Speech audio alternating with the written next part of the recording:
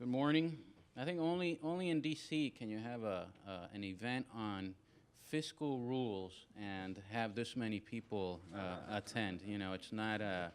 We had to change the room 3 times, but we're incredibly happy. I mean, it obviously is a very important issue, so it's great for us. And it's really a privilege for us at the Center for a New Economy to have you with us here today. For those of you who don't know us, CNE is an independent and nonpartisan research and policy institution founded in 1998 and headquartered in San Juan, Puerto Rico. We value being relevant, independent, pragmatic, and empirical. And we refer to ourselves as a think tank plus because we do not hesitate to go beyond the ivory walls when it is called for.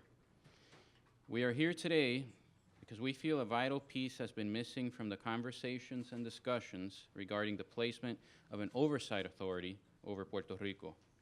And we want to fill that vacuum and inform the debate, particularly as regards the notion of a fiscal responsibility law as a viable proposition for improving Puerto Rico's fiscal condition.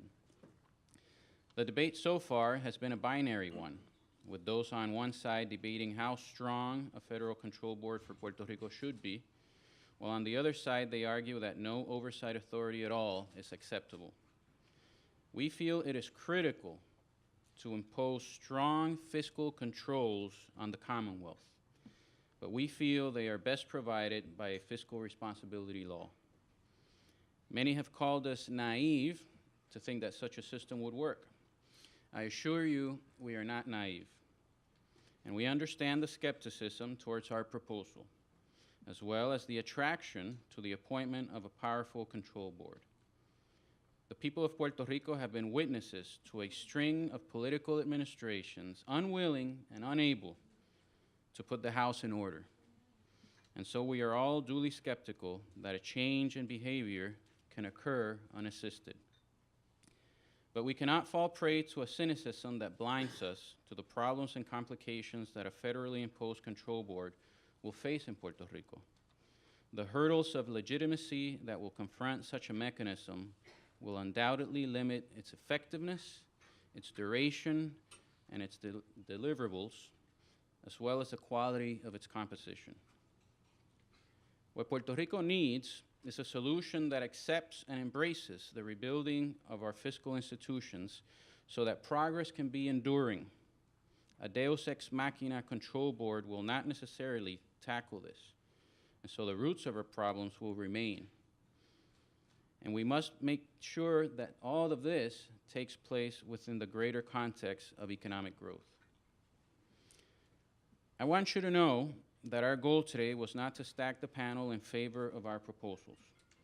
What you will witness today is not a banal chorus of synchronized thinking, but an intelligent debate based on evidence, social science, and realpolitik that will serve to inform and improve CNE's policy proposals, while simultaneously elevating the discussion beyond the shallow political rhetoric. I have to admit, I have been surprised by the public sentiment in Puerto Rico in favor of a strong and federally imposed control board. As I've mentioned, I understand the allure, but I venture to say few in Puerto Rico have thought out the implications, and many, I'm sure, will come to regret their request. What's more, I feel this is a conversation where important voices have been left out of the room, namely, the opinions of those of us who are citizens of Puerto Rico, those of us who have borne the brunt of the fiscal and economic crisis and who will have to live with the eventual remedies. For those of us from Puerto Rico, these issues are not just news or an interesting sideline. When I hear about the hundreds of thousands of Puerto Ricans who have migrated, it is personal for me, because my parents and both of my sisters are among them. When I read about bankruptcies and foreclosed homes, it is personal for me, because it reminds me of the 2 homes foreclosed by the bank on my street and the impact that that has had on our household and on our neighborhood. Since 2005, CNE has been sounding the alarm about Puerto Rico's debt problem and pushing forward proposals to stem the downward spiral. You would be surprised, or perhaps you would not, at the disbelief and timid responses that we received, not just in the Commonwealth, but in some of the most hallowed halls of this nation's political and economic institutions. Now, the day of reckoning has arrived, and with billions due to creditors in the next few months, the clock is ticking in suspense for a solution from policymakers here in Washington. In the meantime, and without the tools necessary to adequately confront the crisis, Puerto Rico struggles to stay afloat and is forced to negotiate under duress into punitive deals with creditors that lock generations to come into one-sided transactions. We feel there has been, and we have been active in denouncing the mismanagement and lack of foresight and statesmanship of our own policymakers in San Juan. But there is plenty of blame to go around, and those who would point the finger solely at Puerto Rico would do well to remember the polarized state of play right here on the Hill. If San Juan can't claim innocence, neither can Washington feign to be in the midst of an enlightened political renaissance. Beyond informing the debate, this event serves another function for CNE.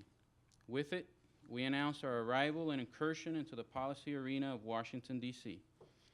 We intend to be active here from now on issues affecting Puerto Rico, trailblazing a new civic infrastructure for the island that insists on being in the room and at the table where the decisions about our future are being debated and decided.